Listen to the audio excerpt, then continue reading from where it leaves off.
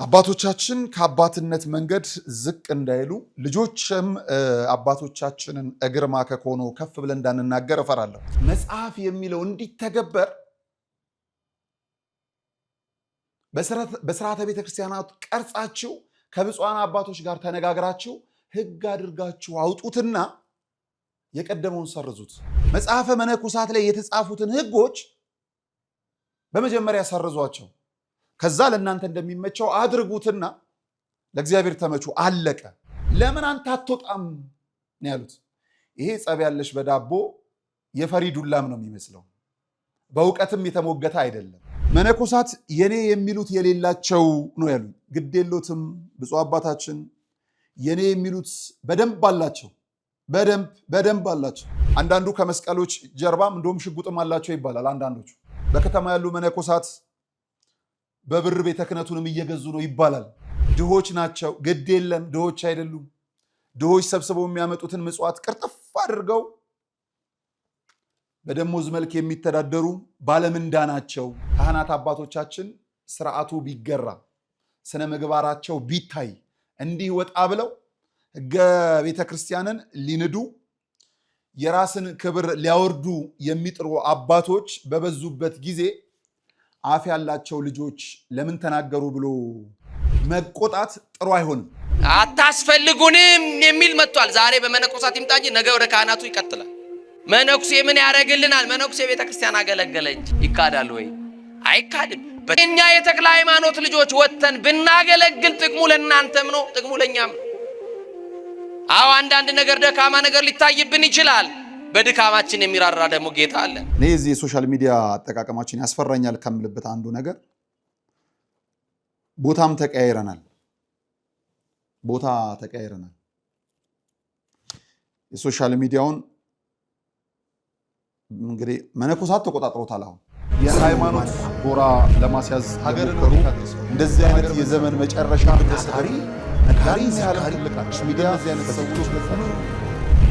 ሰላም ጤና ይስጥልን ክቡራን ተመልካቾቻችን እንደምናላችሁ። ይህ ነጋሽ ሚዲያ ነው። ጋዜጠኛ ነጋሽ በዳዳ ነኝ። ከኔ ጋር ቆይታ ስለምታደርጉም ከልብ ነው የማመሰግነው። ሰላም እግዚአብሔር ከሁላችን ጋር ይሁን።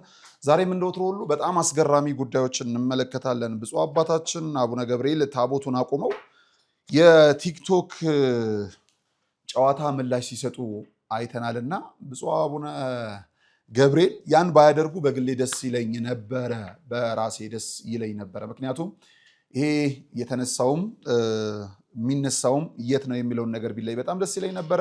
እንግዲህ ያ ባይሆንና እንደው አንዳንድ ሀሳቦች ቆም ተብሎ ቢታሰቡ በጣም ደስ ባለኝ ነበረ። የቃል ኪዳን ታቦቱ ወጥቶ መሰበክ ያለበት፣ የቃል ኪዳን ታቦቱ ወጥቶ መነገር ያለበት ክስ ሳይሆን ምስጋና ይመስለኛልና አሁን ላይ እንግዲህ ወዴት እየሄድን ነው?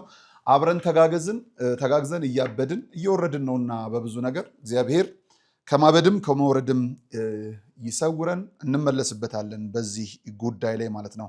ብፁዕ አባታችን በካህን ጉዳይ ላይ ስነ ምግባር ላይ ምን ብለው ይሆን ብለን ደግሞ የምናነሳው ሀሳብ አለን። አንድ ካህን በጣም በሚያሳዝንና በሚያስገርም አንድ ጎረምሳ ሊበላ የማይችለውን ቅልጥም እያጋደመ ከታች ደግሞ አስራሽ ምቹ ዘፈን በቲክቶክ ለቋልና ስለዚህ ካህንም በደንብ እንናገራለን።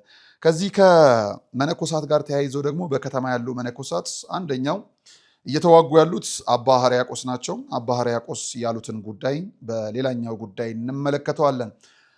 ሃይማኖት ክርስቶስ መሽተቱን አቁሞ የግል ሀሳቦች የሚንጸባረቁበት ሰዎች ራሳቸውን ብቻ ከአንድ ችግር ለማውጣት ወደ ሌላኛው ምዕራፍ ለማሸጋገር እያደረጉ ያሉበትን ብዙ መልኩ እየተመለከትን ነው። በእኛም ቤት በሌላው ቤተ እምነትም ሰሞኑን ልክ እንደተመለከታችሁት አርሁባ ምናምን ሰኮምባ የምታውቁት ነገር አለ እና በጣም ያሳዝናል። መጨረሻ ላይ በጠላቶች ላይ ሰይፍ ይሰቀል ይላል። ክርስቶስ ደግሞ እኛ የነገረን ጠላቶቻችሁን ለራሳችሁ አድርጋችሁ ውደዱ ነውና በዛኛው ቤት የነበረው ግርግርስ ምን ይመስላል የሚለውን በደንብ እንመለከተዋለን። ከኛ ጋር ስለምትሆኑም ከልብ አመሰግናለሁ። መልእክቶች አሉ። የሙታንሳ ማር ቅዱስ ሚካኤል አንድነት ገዳም የአባቶቻችን መልእክት፣ እንደዚሁም የጣጃ አቦ የገብረ መንፈስ ቅዱስ ወደ መሀል ላይ የምንሰማው ቢሆንም ለዛሬ ግን ሜሪት ፕሮፐርቲስ ወይም ሪል ስቴቶች ይህንን ፕሮግራም በክብር ስፖንሰር ስላደረጉት ከልብ አመሰግናለሁ። በውጪ በተለያዩ ዓለማት ያላችሁ ኦርቶዶክሳውያን ይህንን ፕሮግራም የምትከታተሉ ቤት በሀገር ውስጥ መግባትና መግዛትና የራስ ማድረግ የምትፈልጉ እንግዲህ ሜሪት ፕሮፐርቲዎችን ብታናግሯቸው ህጋዊነቱን በደንብ አጥርታችሁ በደንብ አጥብቃችሁ ጠይቃችሁ ይሆነኛል ይበጀኛል ስትሉ የሚመቻችሁን ብትገዙ ብለን እንደዚሁ አደራ እንላለን። መልእክቶቹን ሰምተን ዳግም እንመለሳለን። የሃይማኖት ጎራ ለማስያዝ ሀገርን እንደዚህ አይነት የዘመን መጨረሻ ታሪ ነጋሪ ያለ ሚዲያ አይነት ሰዎች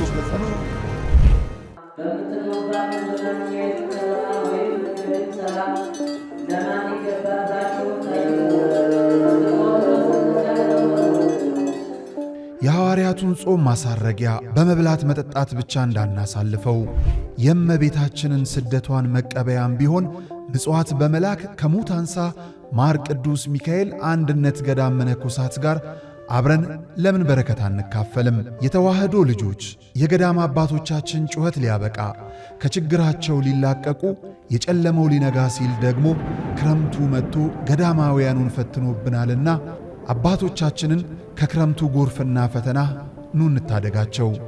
ዛሬም እንደ ትላንቱ ለጥቂት ጊዜያት ብቻ የሚቆይ ድጋፎን ለሙት አንሳ ማር ቅዱስ ሚካኤል አንድነት ገዳም ይላኩ።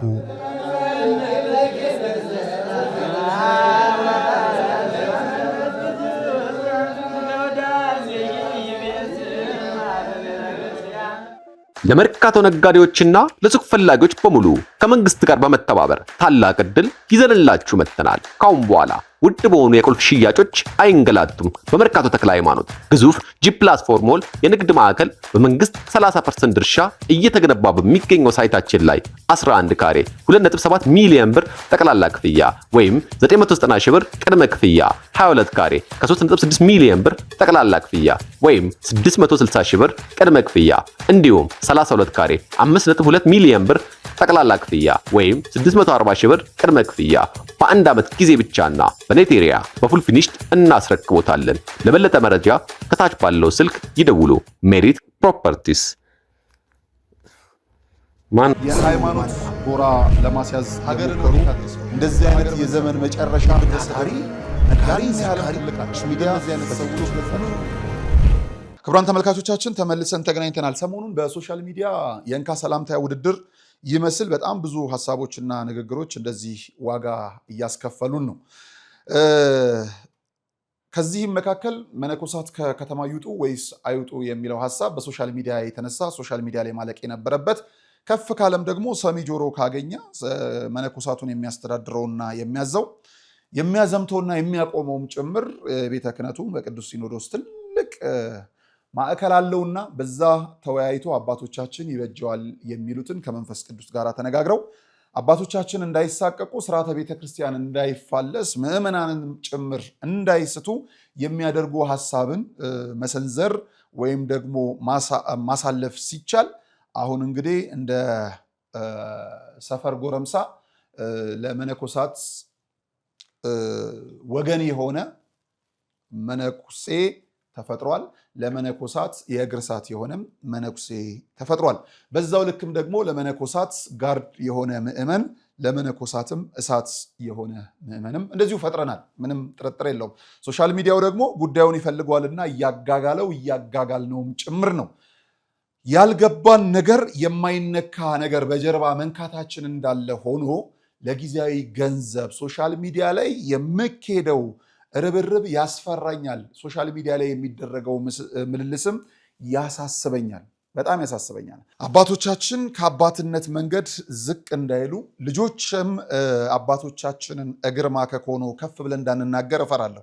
ምንድነው ብፁዕ አባታችን ብፁዕ አቡነ ገብርኤል ከሰሞኑ ሶሻል ሚዲያ ላይ የነበረውን ግርግር በቃል ኪዳን ታቦቱ ፊት ለፊት ምስክር ለመስጠት ፈልገዋል። እዛ የመጣው ምዕመን የአንድ አጥቢያ ነው። የተነጋገረው ደግሞ በዓለም ያለ ሰው እንደሆነ አውቃለሁና በሶሻል ሚዲያ እንደሚተላለፍ ያውቃሉ አያውቅም ባላውቅም የተናገሩት ነገር ግን እንደ አንድ ልጅ አባቴ ስለሆኑ የመናገር መብቱ ስላለኝ ትክክል ነው ብዬ አላምንም። ከብዙ ነገር በእውቀት በልኬት ምንም ጥርጥር የለውም። በእግራቸው ትቢያ ስርም አልደርስም። ግን እንደ አንድ ልጅነት የተሰማኝን ነገር እናገራለሁ። ብፁዕ አባታችን ምን አሉ? እሱን ሰምተን እንመለስ። መነኩሴ ከከተማ ይውጣ። አንተ ዋሽንግተን ዲሲ እየተንደላቀቅ ይውጣ። በርገር እየበላ ጃንክፉን እየበላ ይውጣ። ለምን አትወጣም አንተ? በሐዋርያት ሥራ ምዕራፍ 17 ከቁጥር 26 ጀምሮ ወገብረ ኩሎ አሕዛበ ወገብረ ኩሎ ዕብሮ ኩሎ አሕዛበ እምአሐዱ እጓለመያ ከመንበሩ ዲበ ኩሉ ገጸ ምድር በምድር ላይ ሁሉ ይኖሩ ዘንድ ሰውን ከአንድ ሰራ ይላል። በምድር ሁሉ ላይ እንጃ ብዙ ኢትዮጵያውያን እኮ በብዙ ሚሊዮን የሚቆጠር ኢትዮጵያዊ አሜሪካን ይኖራል እኮ፣ ለንደን ይኖራል፣ አውሮፓ ይኖራል፣ ቻይና ይኖራል። ኢትዮጵያዊ የሌለበት ምድር የለም። ስለዚህ መነኮሳት አንደኛ የኔ የሚሉት የሌላቸው እንደሚገባኝ ድሆች ምስኪኖች ናቸው። መነኩሴ እኮ ቢሞት የሚገንዘውን ካለ የለም እኮ በራሱ ላይ በር ቆልፎ ነው የሚተኛው። ብፁዕ አባታችን ቡራኬው ትድረሰኝ የኔ አባት። ግን በልጅነት መንፈስ ልንገሮት፣ እኔ አንድ ደስ የማይለኝ ከንግግሮት ነው የምነሳውና እንደ ልጅነት የምጠይቆት ብፁዕ አባታችን በድጋሚ ቡራኬው ትድረሰኝ። ምንድነው እሱ የምለው? መነኮሳት በሁሉ ቦታ እንዲኖሩ መጽሐፍ የሚለው እንዲተገበር በስርዓተ ቤተክርስቲያናት ቀርጻችሁ ከብፁዓን አባቶች ጋር ተነጋግራችሁ ሕግ አድርጋችሁ አውጡትና የቀደመውን ሰርዙት። መነኮሳቱ በበዓት ተወስነው በህብረት ጸሎት ተሰብስበው በመቅኖን ብቻ ታግደው እንዲህ የሚሉትን መጽሐፈ መነኮሳት ላይ የተጻፉትን ሕጎች በመጀመሪያ ሰርዟቸው፣ ከዛ ለእናንተ እንደሚመቸው አድርጉትና ለእግዚአብሔር ተመቹ። አለቀ። ከዛ ባለፈ እንዲህ አይነቱ ጉዳይ ብፁዕ አባታችን በቃል ኪዳኑ ታቦት ፊት ከሚናገሩ በዕለቱ የከበረውን ታቦት ወይም እግዚአብሔር በደንብ ሰብከው እንዲህ ያለውን ምዕመን እንዲህ እንዳይል አእምሮን ቢቀይሩት በጣም ደስ ይለኛል። የተነሳው ሶሻል ሚዲያ ላይ ነው። ያነሱት ደግሞ በርገር የሚበሉት ከባህር ማዶ ያሉት አይደሉም። እኔ ሲመስለኝ ከባህር ማዶ ያሉት እንዲህ አይነት ነገር ላይ ለመሳተፍም ጊዜ ያላቸው አይመስለኝም። ጥቂት በጨረፍታ ይሰሙናል። ምናልባት ከፕሮግራማችን ነጥለው የፈረሱ አብያተ ክርስቲያናትን እርዱ የምንለውን ብቻ ሰምተው የፈረሰውን ለመጠገን ይጥሩ ከሆነ ካልሆነ በቀር መነኩሴ ከከተማ ይውጣ አይውጣ የሚል ሰጥ አገባ ውስጥ የሚገቡ አይመስለኝም።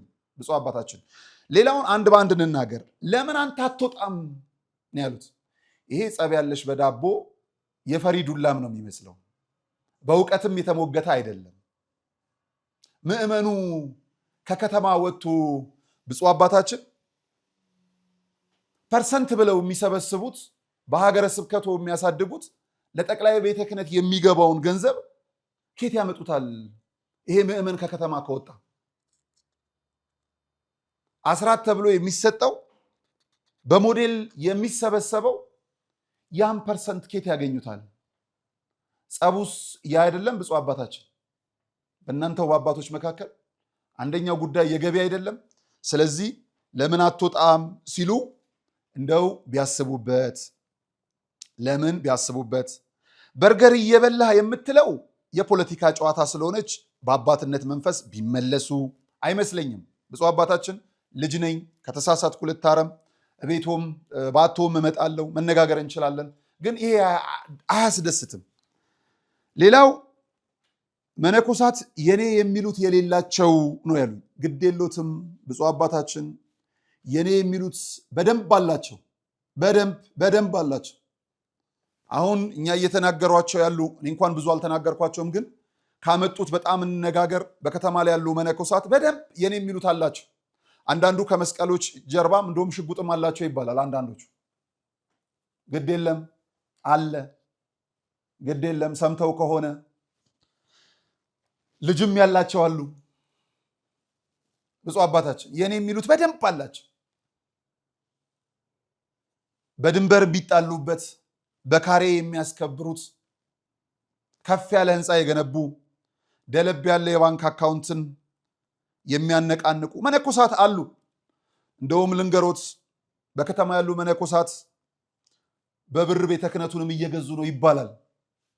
አልገዛ ያሉ አባቶች አሉን እንጂ እግዚአብሔር በእድሜ በጤና ይጠብቃቸው። ስማቸው በሌላ እየተነሳ ቢሆንም በእንዲህ አይነት ክብር ላይ የቤተ ክርስቲያኗን ክብር ለማስጠበቅ እየተነሱ ያሉ አባቶች ገንዘብ በሆነ መልኩ አልገዛቸው እያሉ ያሉ አሉ እንጂ ክብርና ቦታን በገንዘብ ለመግዛት እየጣሩ ያሉ መነኮሳት አሉ። ቤተክርስቲያን የሚያስተዳድሩ መነኮሳትን በትንሹ ላንስሎት። ትልልቅ የሚባሉ አብያተ ክርስቲያናትን ለዝውውር እስከ 2 ሚሊዮን ብር ድረስ ይከፍላሉ። በሁለት ወር ውስጥ ይመልሱታል። የአደባባይ ሀቅ ነው። በደንብ እንድናወጣው አይገፋፉም። መረጃዎችም ማስረጃዎችም ስላሉ ስለዚህ በከተማ ያሉት መነኮሳት የኔ የሚሉት ነገር በደንብ አላቸው። በደንብ የሌላቸውም ደግሞ አላቸው። የሌላቸውም አሉ። ያሉትን ግን እናወራለን። እንደው በደፈናው እንዳይሆን ድሆች ናቸው። ግድ የለም ድሆች አይደሉም። ድሆች ሰብስበው የሚያመጡትን ምጽዋት ቅርጥፍ አድርገው በደሞዝ መልክ የሚተዳደሩ ባለምንዳ ናቸው። ምናልባት የኔ ቢጤዎች የሚመጸውቱት ነው። አይደለም አይመስለኝም። ብፁዕ አባታችን አይመስለኝም። ግድ የለውም። ምናልባት እርሱ የሚያውቋቸው መነኮሳትና እኛ የምናውቃቸው የተለያዩ ይሆናል። እግዚአብሔር በሚያውቀው መኪና የሚቀያይሩ፣ ቤት የሚለዋውጡ፣ በግሪክ ልብስ የሚቀናጡ የሚፎካከሩ፣ በፈረንሳይ ሽቶ የሚደምቁ፣ በፂም አቆራረጣቸው እጅግ የሚወዳደሩ ብዙ መነኮሳትን እነግሮታለሁ። ብፁዕ አባታችን አሉ። አላወቋቸው ይሆናል። በየዋህነት ከተናገሩ አላውቅም። ከራሱ ለሌላው የሚኖር ነው መነኩሴ። አዎ ቃሉ እንደዛ ነው። የሚያዘው እሱ ነው። የሰው ኑዛዜ እንኳን አልሰጥ ብለው የከለከሉ መነኮሳት አሉ። ሌላው ይቅር አሉ። በሐሰት ሰው ላይ እየመሰከሩ ያሉ፣ ምንኩስናን ለሌላ ነገር እየተጠቀሙ ያሉ አሉ። እነሱንም መገሰጽ በዛው ልክ ያስፈልጋል። ብፁዕ አባታችን ግድ የለም እሱ እንደው ቁጭ ተብሎ ብፁዓን አበው ሊቃነ ጳጳሳት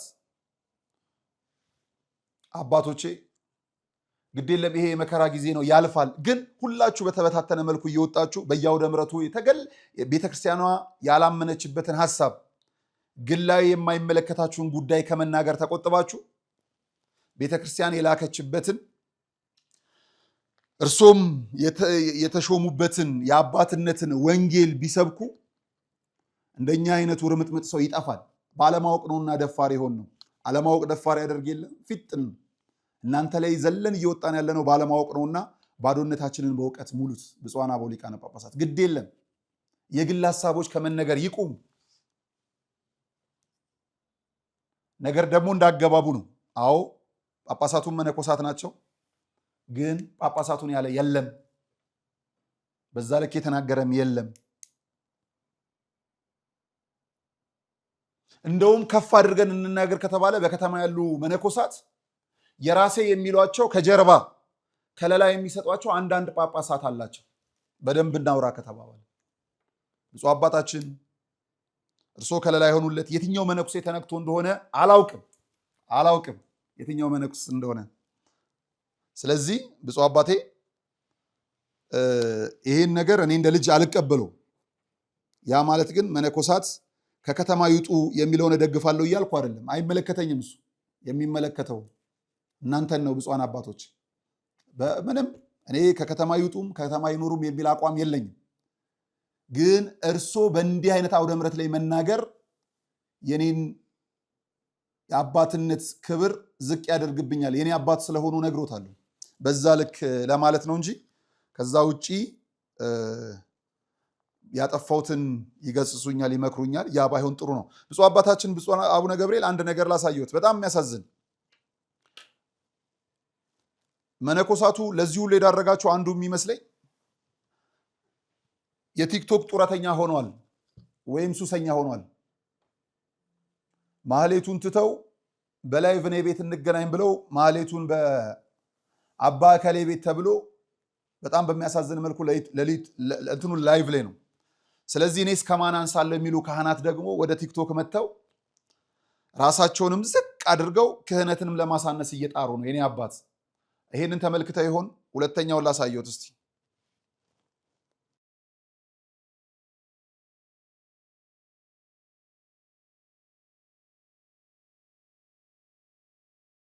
እንትኑ ስለሚዘኝ ነው ምንድነው ትራኩ ስለሚዘኝ ነው። ይሄ ዘፈን ከስር እያለ እያያችኋት ነው። አባቴን እያሳየህ ባሴ አባቴ ጥሩ አድርገው እየተመገቡ ነው። ጥሩ ነው። ምንድነው ጆንያም ያለ እህል አይቆምም። መመገባቸው ድንቅ ነው። ግን ለሁለት ለሶስት የሚበቃውም ቢያካፍሉ ለሰው የሚል ትዝብት ውስጥ የሚያስገባ አጥንት አንስተው እየጋጡ ነው። ካይን ያውጣቸው። እሱም ችግር የለብኝም። ካይን ያውጣቸው። ማጀቢያው ግን ሙዚቃ ነው እየሆነ ያለው። አባቴ ለምን ቲክቶክ ጡረተኛም ሱሰኛም ያደርጋል ብለው ስላሰቡ ካህናት አባቶቻችን ስርዓቱ ቢገራ ስነ ምግባራቸው ቢታይ እንዲህ ወጣ ብለው ሕገ ቤተክርስቲያንን ሊንዱ የራስን ክብር ሊያወርዱ የሚጥሩ አባቶች በበዙበት ጊዜ አፍ ያላቸው ልጆች ለምን ተናገሩ ብሎ መቆጣት ጥሩ አይሆንም። ተው በልጆቻችን ፊት አንሰናል፣ በእግዚአብሔር ፊትም ረክሰናል። የአባትነት ማዕረጉም ክብሩም አይደለም። ወደ አባትነት ቦታችን እንመለስ ተብሎ ዘው ብትነጋገሩ አባቶቻችን። እንዲህ አይነት ጉዳዮችን ወደ አደባባይ የምናወጣው ፈጥረን ሳይሆን ፖስት አድርጋችሁ አውርደን ነው። ብንደብቀው ደስ ይለን ነበረ። ቀድማችሁ አውጥታችሁት ነው። ብዙ ነገሮችን ደብቀናል። እንዴት እናድርገው?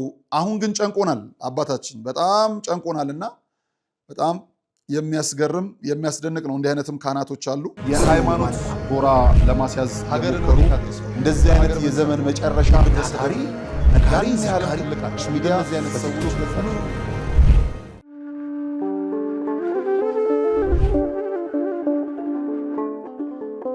በዘመን ብዛት እርጅና ተጫጭኖት በሰው ማጣት መቅደሱ ለፈረሰው ጣጃ አቦአቡ የገብረ መንፈስ ቅዱስ ማን ነው ቀድሞ የሚደርሰው? ምድሩ ለምለም ሀገሩ የጀግና ጦርነት ፈተነው እንጂ የማያውቅ ልመና።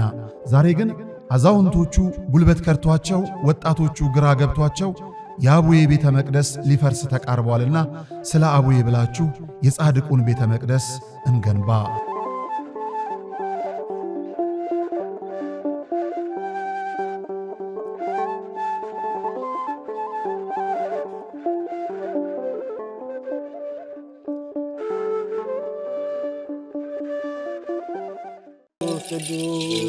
በዚህም እግዚአብሔር አለ። አይገርምም? ሁሉ የሱ ስፍራ ነው። አሁን የምንገኘው በጅማ ሀገረ ስብከት ጎማ ወረዳ ሊሙ ደብረ ሰላም መድኃኔዓለም ነው። መምህር አድነው ያፈረሱት ቤተክርስቲያን ለአገልግሎት ቢመጡ አገልግሎቱን የሚመጥን አይደለም ህንፃ ቤተክርስቲያኑ። መድኃኔዓለም በዚህ አይከብርምና ለእርሱ የሚገባውን ክብር ሰጥተን ቤተክርስቲያኑን እናንጽና ግድ የለም የነበረውን እናፍረሳሉ። ማንን በማመን? መድኃኔዓለምን። ከዛስ የተዋህዶ ልጆችን በመተማመን በጣም ስቅቅ የሚያደርገን ቅድም እንደተባለኛ ደሳሳም ይሁን ምን በሞቀ ቤታችን እናድራለን። እናታችን አባታችን ውጭ በብርድ እያደሩ ነው። እነዚህም ቤተክርስቲያን ስቅቅ የሚያደርገን እንሰራለን ብለን አፈረስን። አባቶች በሰጡት ይዞት የነበረ የተሰራ መሬት በአይጥ በምስጥ በምናምን ፈራረሰው ወደቀ። የተሻለ እናደርጋለን ስንል ያው የአቅም ውስንነት የዚህ ያለው የኑሮ ውድነት ስላገደን አሁንም እኛ በጣም ውስጣችን ይበላል። አሁን በጣም አቅማችን በማነሱ እገዛ እንፈልጋለን። ጊዜው 1969 ነው። የሚባርከን ታቦት ያስፈልጋል ብለው በክርስትና የበረቱ የተዋህዶ ልጆች ህብረት ፈጥረው የሊሙ ሻይ ደብረ ሰላም መድኃኔዓለም ቤተክርስቲያንን ተከሉ። እነሆ በአገልግሎት ብዛት መሰረቱ ፈርሶ ጉልላቱ እንዲህ ወድቋል። ውሃ መሰረታዊ ነገር ነው። የአብነት ትምህርት ደግሞ ለቤተክርስቲያን መሰረታዊ ነገር ነው። ትክክል ነውና አሁን እነዚህ ልጆች እስካሁንም የተማሩትም አሁንም ያሉትን የሚያድሩበት የምታዩት ነው። መቃብር ቤት ነው የሚያድሩት። ያው አወራ ነው ገብታችሁ ብታዩት ምንም ጥርጥር የለውም። ይሄንን አወራ ነው። እዚያ ነው የሚማሩት። የሚያድርበት አፈር ነው። ቢያንስ እንኳን መጠለያ አሁን ማታ ማታ እንደምታዩት በዚህ ዝናብ ይመጣል፣ ሽንፍር ነው የሚመታቸው። ቁጭ ብለው የሚማሩበትን ትምህርት ቤት ቢሰራ እጅግ የተሻለ ነገር ነው። የተዋህዶ ልጆች በውጪም በውስጥም ያላችሁ ይህ ደብር ታላቅ የበረከት ስፍራ ነው። እመኑኝ፣ የሰራችሁት ይባረካል፣ የጠየቃችሁት ይመለሳል። የቦታው ተአምር በሰው ልጆች እጅ ሥራ አጥር የለውም። ባለቤቱ ግን በተፈጥሮ ጫካ ዙሪያውን አጥሮ ቤቱን ይጠብቃል። ቤቱ ደግሞ ፈርሶ የኛን በረከት ይጠባበቃል። የለመነው እንዲመለስ የጠፋብን እንዲገኝ ለመድኃኔ ዓለምን እንስጥ። የሃይማኖት ጎራ ለማስያዝ ሀገርን እንደዚህ አይነት የዘመን መጨረሻ ታሪ ሚዲያ የዚህ የከተማ መነኮሳት ይውጡ አይውጡ አተካራ ላይ በሶሻል ሚዲያ ትልልቅ መልሶችን እየሰጡ ካሉት አባ ሕርያቆስ አንደኛው አባታችን ናቸው። አባቴ የእርሶም ቡራኬ ድረሰኝ፣ በረከቶ ትድረሰኝ። የእውነት ለመናገር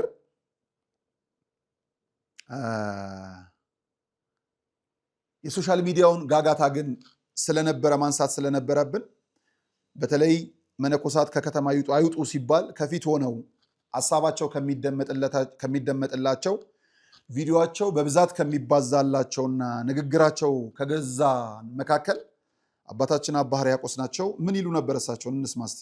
አዎ እናገራለሁ፣ ከቤተ መንግስት እስከ ቤተ ክህነት እግዚአብሔር ክብር የለም፣ ርቋል።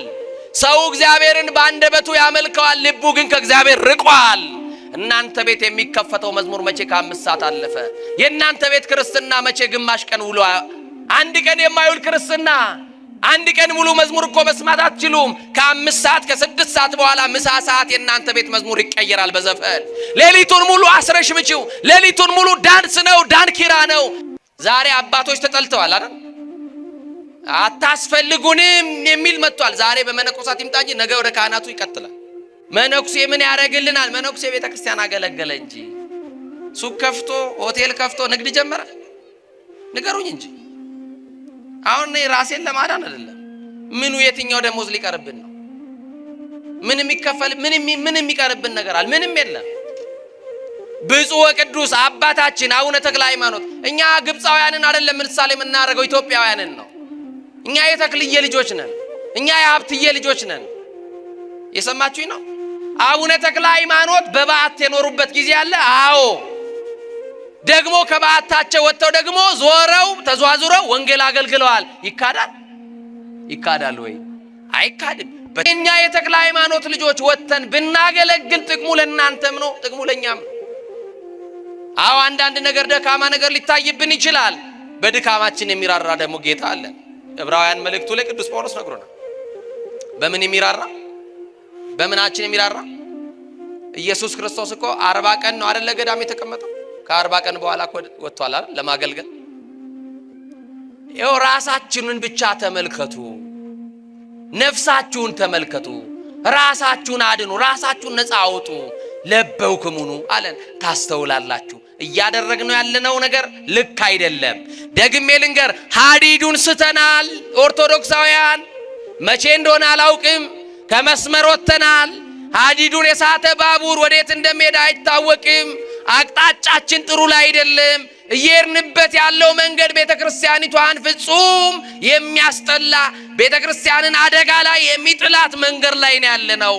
የሚዲያ አጠቃቀማችሁ የተስተካከለ ይሁን። ስድቡ ሲመጣ ተሳዳቢዎችን በአግባቡ መቅጣት አትችሉም። ክቡር አባታችን ቃልዎትን ያሰማልን፣ ረዥም ዕድሜን በቤተ ክርስቲያን ያቆይልን። ልክ ልካችንን ነግረውናል። ምንም ውሸት የሌለው እውነት፣ ምንም ውሸት የሌለው እውነት ነው።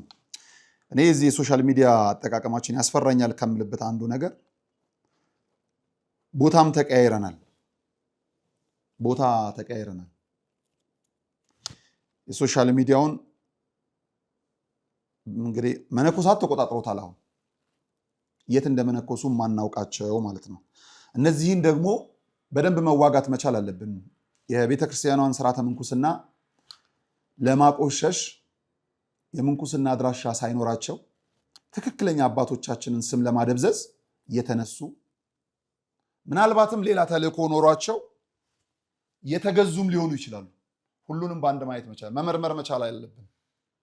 ሁሉ ነገር አደባባይ ሆኗል፣ ሶሻል ሚዲያ ሆኗል። ሁሉንም እናውቃለን። ስህተቱን ስህተት አንተ ከመርካቶ የገዛህ ሌባ ነህ ብለን የምንኩስናን መከራ ተቀብለው ዋጋን እየከፈሉ ያሉ አባቶችን ድካም ማጉላት መቻል አለብን። በከተማም በገጠርም ተሰራይተው ወንጌል እየሰበኩ ያሉ መዳረሻቸውን እግዚአብሔርን ያደረጉ የከተማ መነኮሳትን ከእንዲህ አይነት ጥፋት መታደግ መቻል አለብን። አምናለሁ። አሁን ግን ቆብ ለደፋ ሁሉ አባ ብለን እቤታቸው የምንገባ ልባችንን ሰተን ችግር የሚልኩልን መጠንቀቅ መቻል አለብን። በጣም መጠንቀቅ መቻል አለብን። በጣም እንግዲህ አንዳንድ ስህተቶች ይኖራሉ። ብፁዕ አባታችን አልኩኝ አባ ሕርያቆስ ላይ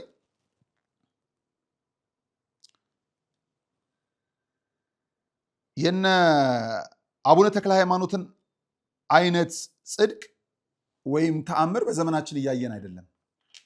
ምን ያህል በቅድስና እንደኖሩ መገመት አያቅተንም። ጸሎት ልመናችን ከጣራም አያልፍም። ያኔ ከእግዚአብሔር ጋር የሚነጋገሩ ነበረ እኚህ ቅዱሳን። ለምንድን ነው ወንጌሉ ሲጀመር ዘማሪው ማን ነው ብሎ የሚሰልል ሰባኪ ነው ያለው። እከሌ ካለ አልዘምርም፣ መድረክ ካልሞቀ አልቆምም። ከዚህ የሚጀምረው አተካራ የአሁኑን ዘመን ከነ አብትዬ ጋር ማመሳሰሉ ከነ አቡነ ተክለ ሃይማኖት ጋር ማወዳደሩ ጥሩ ነው የሚል እምነትም የለኝም፣ በፍጹም የለኝም። ከዛ ባለፈ አባቶች የተጠሉ አይመስለኝም። አባት ጠልቶ ማን ሊኖር? የተጠሉ አባቶችም ያሉ አይመስለኝም። አባቶቻችን ግን አላወቁበትም። የሶሻል ሚዲያ አያያዙን አልሆኑበትም። ስለዚህ የሶሻል ሚዲያ አጀንዳ ተነስቶ ያውቁታል አባታችን መቼም ለምን እንደተባለና ከዛ አንጻር አይደለም። ሱቅ ገንብቶ ሆቴል የገነባ የለም። አረ ግድ የለም አባታችን ግድ የለም። ድለላም የጀመሩ ሱቅም የገነቡ ሆቴልም ያላቸውን በደንብ እንነግሮታለን። በደንብ እንነግሮታለን። የኔ አባት በደንብ እርሻም ያላቸው ሁሉ ያላቸው በደንብ ምናልባት እንግዲህ ላያውቁት ይችላሉና ግን እርሶ የነገሩን እውነት ምንም ጥርጥር የለውም። የእኛስ ክርስትና የት ሄዶ ነው? ጠዋት በመዝሙር ማታ በዘፈን እንኳን አይደለም፣ ረፋዱን ነው በዘፈን የሚጀምረው። የእኛ ክርስትና በላላበት ሌላውን አባት መመልከት በራሱ ምን ያህል ደካማ ጊዜ ላይ እንደደረስን አውቃለሁና ከእኛ የበረታችሁ አባቶቻችን እናንተ በጸሎት አስቡ። ከነግርግራችን ከነመከራችን እግዚአብሔር ይቻለን። ነገሮቻችን ግን ተደበላልቀዋል። መነገር ያለባቸው የማይነገሩ፣ መነገር የሌለባቸው የሚነገሩ ሆነው በጣም ተወዛግበን ቆይተናል። ሙሉን አውጥተን እንዳንናገር እንዴት ብለን ነውና አባቴ ካጠፋው በጣም ይቅርታ። ወደ ሌላኛው ቤት ስንሄድ ደግሞ የትውልድ ዝቅጠትን አርሁባ ሰኮምባ ምናምን ጠላቶቻችን በሰይፍ ይደበቅ ነው ይሰለፍ የሚሉ አሉና ለካ እንደው ልሳን መስሎኝ ነበረ። ልሳን ያው አይተረጎምም ማር ለበዛ ቤት ለካ አጥንተው ነው የሚሉት። ምንድነው አጥንተው ያሉት? እስቲ የመጀመሪያ እኚህ ሰውዬ የአሁኑን ከማውራታቸው በፊት ይሄንን ብለዋል። ስሙልኝ። ዛሬ የእርስዎን ሚሊዮኖች አስለቅቃለሁ። አሩባ አነሆባ ጃሉሪያ ሰኮምባ በጠላቴ ላይ ሰይፍ ይሰካ፣ በእኔ ላይ በረከቱ መጥቶ ይሰካ። ምክንያቱም ስልኮትን ሲያስጭኑኝ ጩኸት አየሁ፣ በጣም ጩኸት አየሁ፣ ረሃብ አየሁ። እኔ በጣም ረሃብተኛ ነኝ። በጣም በብዙ አንዳንድ እንግዲህ የራበው ክፉ ነው። ምንም ይቀባጥራል ምግብ ለማግኘት እኚህ ግለሰብ ረሃብተኛ ነኝ ብለዋል እንጂ ባለራዕይ አይደሉም። እዚህ የዘመናችን ቀፋይ ጋር ደግሞ ሄደው ጆይ ጋር እንዲህ ብለዋል። ስሙልኝ። በለው ይለኛል ሊሳኑን በለው ኦኬ አሩባ አንሆባ ጃሉሪያ ሰኩምባ በጠላቶች ላይ ሰይፍ ይሰካ። አሜን። ሁን ሚነቀለው የፋይናንሻል ቀንበር ነው።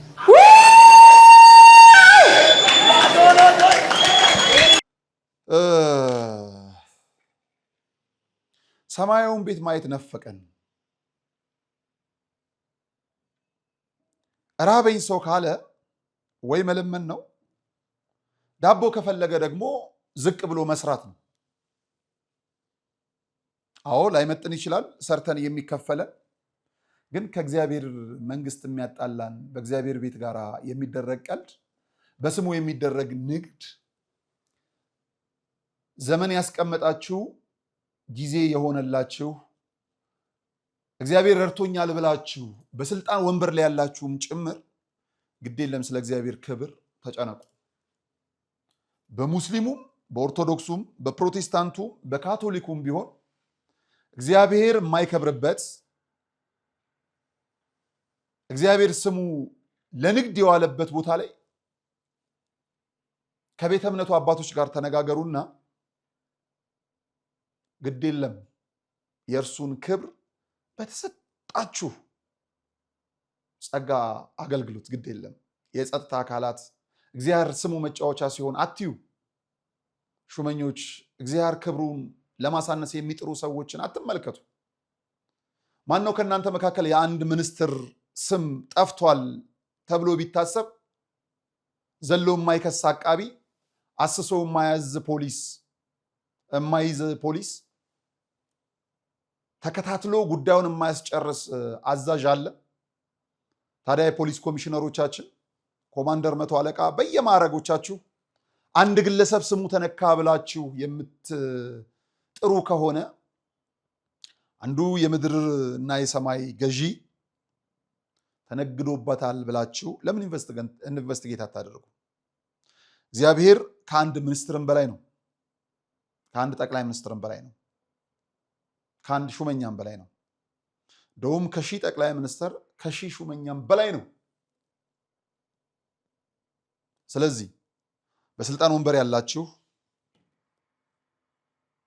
እግዚአብሔር ረድቶናል ብላችሁ የምታስቡ እኛ ቤትም በዛ ቤትም የእግዚአብሔር ስሙ የረከሰ መስሎ ሲሰማችሁ ቢያንስ አማኝ ሕዝብ ነውና ያለው ስለ እግዚአብሔር ብላችሁ ኃላፊነታችሁን ተወጡ። ሰላም እግዚአብሔር ከሁላችን ጋር ይሁን። መልካም ጊዜ። የሃይማኖት ጎራ ለማስያዝ ሀገር ነው እንደዚህ አይነት የዘመን መጨረሻ ተሳሪ ነካሪ ሲያልቅ ልቃሽ ሚዲያ እዚህ አይነት ሰዎች ለታችሁ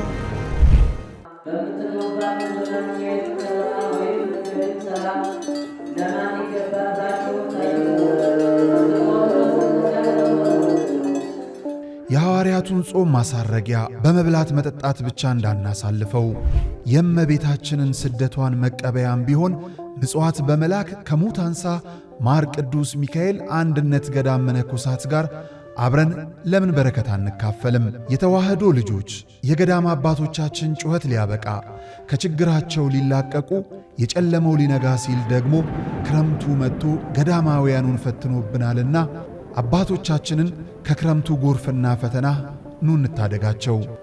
ዛሬም እንደ ትላንቱ ለጥቂት ጊዜያት ብቻ የሚቆይ ድጋፎን ለሙት አንሳ ማር ቅዱስ ሚካኤል አንድነት ገዳም ይላኩ።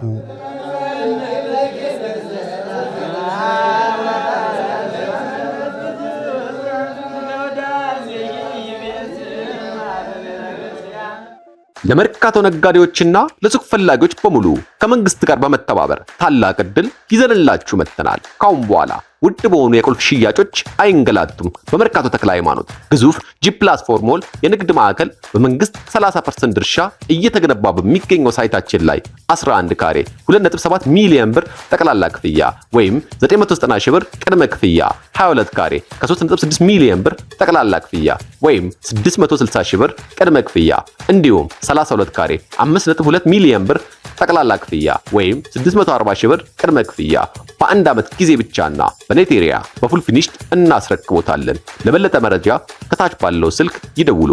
ሜሪት ፕሮፐርቲስ።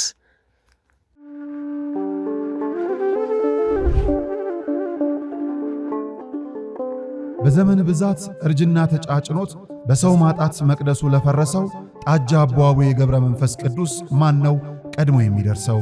ምድሩ ለምለም ሀገሩ የጀግና ጦርነት ፈተነው እንጂ የማያውቅ ልመና።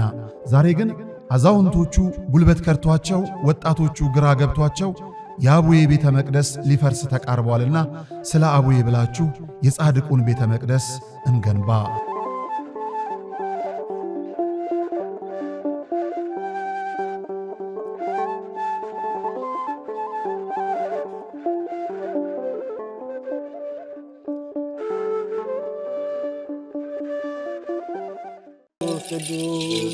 በዚህም እግዚአብሔር አለ። አይገርምም? ሁሉ የሱ ስፍራ ነው። አሁን የምንገኘው በጅማ ሀገረ ስብከት ጎማ ወረዳ ሊሙ ደብረ ሰላም መድኃኔዓለም ነው። መምህር አድነው ያፈረሱት ቤተክርስቲያን ለአገልግሎት ቢመጡ አገልግሎቱን የሚመጥን አይደለም ህንጻ ቤተክርስቲያኑ። መድኃኔዓለም በዚህ አይከብርምና ለርሱ የሚገባውን ክብር ሰጥተን ቤተክርስቲያኑን እናንጽና ግድ የለም የነበረውን እናፍረሳሉ። ማንን በማመን? መድኃኔዓለምን። ከዛስ የተዋህዶ ልጆችን በመተማመን። በጣም ስቅቅ የሚያደርገን ቅድም እንደተባለኛ ደሳሳም ይሁን ምን በሞቀ ቤታችን እናድራለን። እናታችን አባታችን ውጭ በብርድ እያደሩ ነው። እነዚህ ቤተክርስቲያን ስቅቅ የሚያደርገን እንሰራለን ብለን አፈረስን። አባቶች በሰጡት ይዞት የነበረ የተሰራ መሬት በአይጥ በምስጥ በምናምን ፈራረሰ፣ ወደቀ። የተሻለ እናደርጋለን ስንል ያው የአቅም ውስንነት የዚህ ያለው የኑሮ ውድነት ስላገደን አሁንም እኛ በጣም ውስጣችን ይበላል። አሁን በጣም አቅማችን በማነሱ እገዛ እንፈልጋለን። ጊዜው 1969 ነው።